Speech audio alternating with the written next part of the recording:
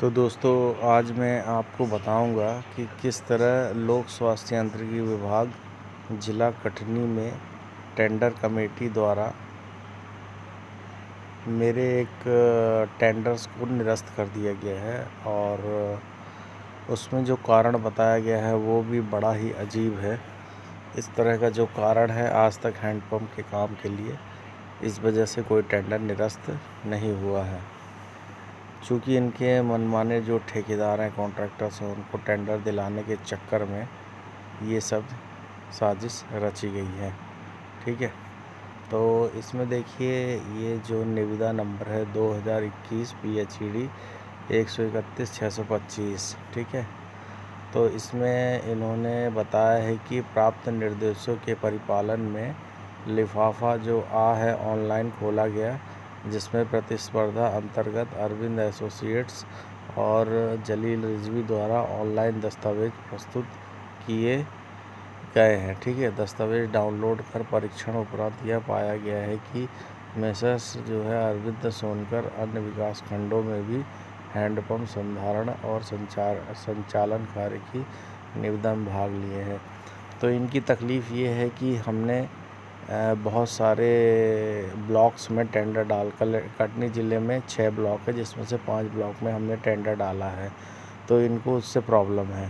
ठीक है, अब इन्होंने इसलिए ये निरस्त करना चाह रहे हैं। ठीक है, अब क्या बात है, इसके पीछे भी बहुत कारण है। इनके व्यक्तिगत स्वार्थों की पूर्ति न होना, और पिछले कुछ बिल्स हैं जहाँ में इनकी कुछ डिमांड्स थी, उसमें इनके पास हमने इनकी डिमांड्स को पूरा नहीं किया, जिसकी वजह से इन्होंने टेंडर को कुछ भी शर्तों के ख़िलाफ़ कुछ भी फॉल्ट निकाल के निरस्त किया गया। ठीक है, तो इसमें अरविंद सोनकर का बता रहा है कि ये फॉर्मेट I3 में प्रस्तुत टेक्निकल्स जो होता है प्रश्न की जानकारी एक सी है। ठीक है, अब भीषण गर्मी पेयजल संकट को देखते हुए मेसर्स जो होता है सोनकर अरविंद ने 31/2021 निविदा क्रमांक 131-629 में L1 होने के फलस्वरूप निविदा में अपात्र कर शेष निविदाकार का दस्तावेज परीक्षण उपरांत लिफाफा साख खोलने के विचारार्थ हेतु समिति में ये है। फिर उसके बाद इसमें DAAE है। ठीक है, अरविंद सोनकर को अपात्र घोषित किया जाना प्रस्तावित है। ठीक है, तो ये है अपात्र किए जाए। यहाँ पर ई ने और SDO ने अपात्र घोषित कर दिया है। ठीक है, अब मैं आपको बताता हूँ जो यहाँ पर फॉर्मेट I3 की बात हो रही है, वो फॉर्मेट I3 टेंडर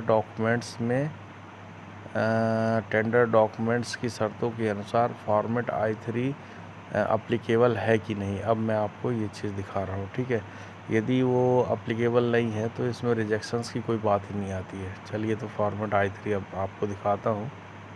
ठीक है, तो ये देखिए दोस्तों, ये एनवेलप B का टेक्निकल प्रपोज़ल है, और इसमें जो है ये एनेक्चर 1 है। इसमें सभी फॉर्मेट आप देखिए पूरे फॉर्मेट पर क्रॉस लगाया हुआ है। Annexure 1, annexure 2, format 1, format 2, format 3, I3। ये देखिए इसी I3 format list of technical personnels for the key positions. तो यार ये जब ऑलरेडी इसमें स्ट्राइक आउट किया है, टेंडर डॉक्यूमेंट्स में जो भी कॉलम्स स्ट्राइक आउट कर दिए जाते हैं तो वो एप्लीकेबल नहीं होते हैं। वो इसका मतलब ये होता है कि ये सब डॉक्यूमेंट्स आपको डालने की ज़रूरत नहीं है, लेकिन फिर भी इसी डॉक्यूमेंट्स के आधार पर इन्होंने मेरा टेंडर रिजेक्ट किया हुआ है। ठीक है, अब ये समझ में नहीं आता यार ये कौन सी समझदारी है। तो ये टेंडर इन्होंने रिजेक्ट किया हुआ है। ठीक है, फिर उसके बाद अब ये फॉर्मेट I3 भी है। ठीक है, अब ये देखिए दोस्तों, ये फॉर्मेट जो I3 है, ये मैंने टेंडर डॉक्यूमेंट्स का फॉर्मेट I3 निकाला है, और इसमें देखिए NA लिखा है। NA का मतलब होता है नॉट अप्लीकेबल। ठीक है, तो जब ये पेज अप्लीकेबल ही नहीं है तो फिर क्यों फिर इस फॉर्मेट की वजह से क्यों टेंडर निरस्त किया जा सकता है? कैसे टेंडर निरस्त किया जा सकता है?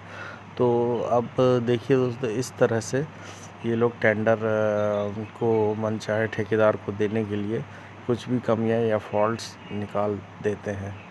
तो दोस्तों आपसे अपील है कि इस वीडियो को ज़्यादा से ज़्यादा लोगों को शेयर करें, ताकि इन भ्रष्ट अधिकारियों की जो भ्रष्टाचारी है वह लोगों को पता चल सके।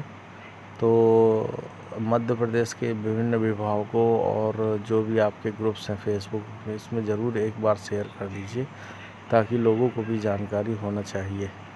ठीक है दोस्तों, तो ज़रूर शेयर करिएगा। नमस्कार।